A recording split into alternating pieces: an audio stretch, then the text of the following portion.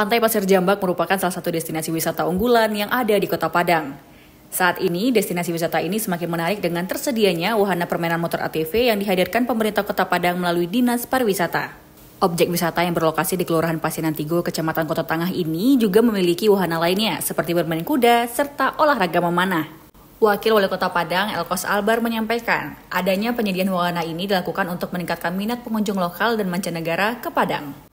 Adanya wahana ini juga untuk mendukung wisata halal Kota Padang dan meningkatkan perekonomian daerah.